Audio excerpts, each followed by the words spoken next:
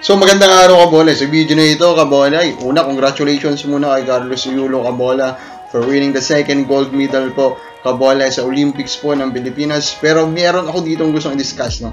Kasi na-criticize na naman yung basketball dito sa pagkapanalo po ni Carlos Yulo.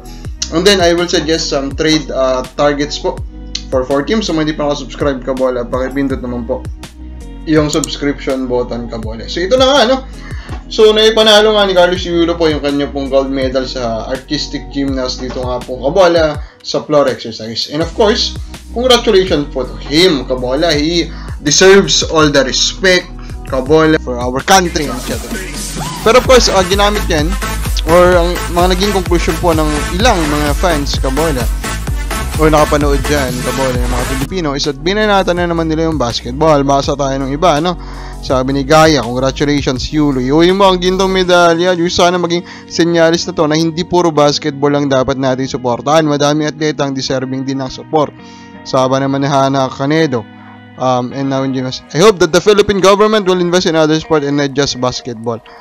Sabi naman nitong si Alexander Basada, natin sa mga sports hindi masyado nabibigyan ng pansin dahil nasa basketball lahat Kabola. Ula-ula sa lahat, wala po sa basketball lahat, di ba? Huwag tayong oy, Kabola. Wala po sa basketball lahat ang support. Kaya nga nakarating dyan si Yulo Kabola. Yes, of course, naghirap sila or hindi na kompleto po yung suporta po na kailangan niya financially. Kaya naghanap sila ng pangsusuporta pa. Pero mayroon din po tayo pa rin pong ambag na mga taxpayer sa naging training po Kabola ni Carlos Yulo. Even with the other sports Kabola.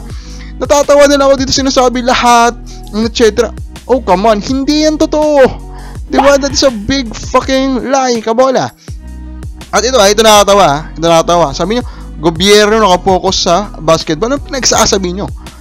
Ang main ngayon, Kabola, na pundasyon ng Gilas Pilipinas ay ang Samahang Basketball ng Pilipinas, Kabola. At sino ang main backer ng Samahang Basketball ng Pilipinas? Sino?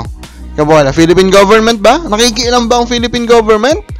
Minsan ba narinig nyo Kabola na nakialam sila na ito dapat yung coach, ito dapat yung kunin ng mga players? Di ba hindi? Bakit hindi? Kasi po ang main backer ng Samahang Pilipinas Basketball or Samahang Basketball ng Pilipinas, o namamali na tuloy ako, Kabola gigil ako wala na pong iba kundi ang isang private company, private conglomerate Kabola na MVP Group led by Manny V. Pangilinan.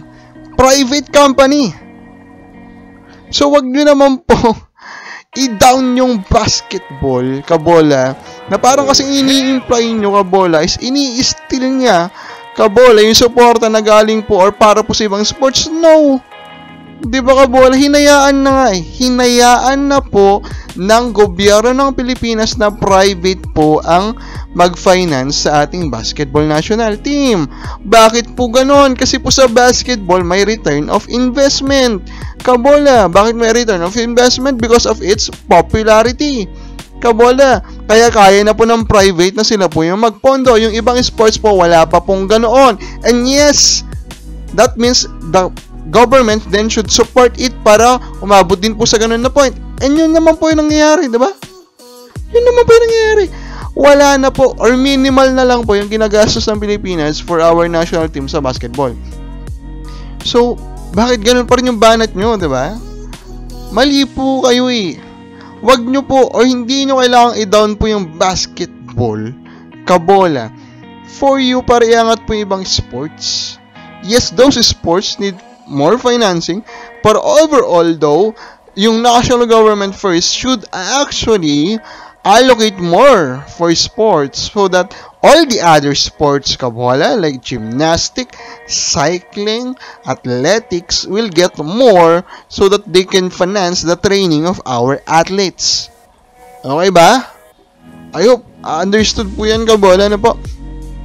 Now, ito na, magsasuggest po tayo ng mga trades for 4 teams. That will be TNT, San Miguel, Kabola, at ito nga pong Meralco Bolts, Kabola. So, ano pa yung mga biggest trade needs nila? Unahin natin Meralco Bolts, our champion of the 2024 Philippine Cup. Their biggest need for me is to simply find and upgrade young talent, Kabola.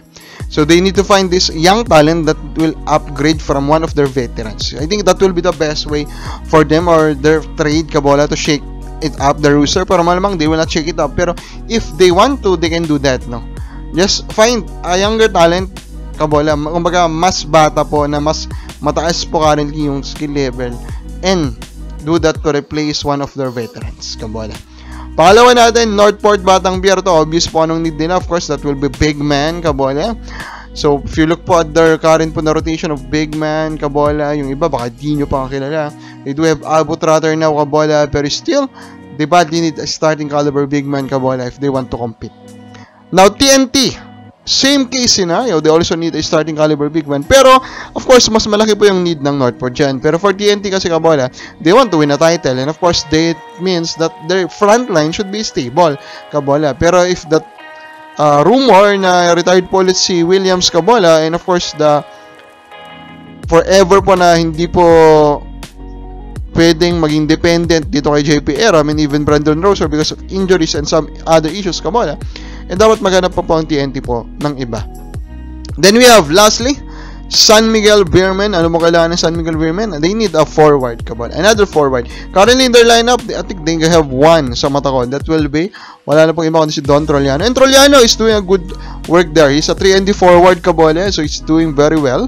Pero still though, they need another forward para mas maging versatile pa po yung kanila pong lineup. I think for me, what they need is really a forward that is long, kabola, that can defend multiple positions, someone that can erase mistakes on the defensive end, kabola, and even on the offensive end. So I think, yeah, the current rumored po na target nila, Will Navarro, will be a good fit for them. Kapakabar sa palagay mo, sino dapat i-target po na San Miguel? Comment lang po sa baba.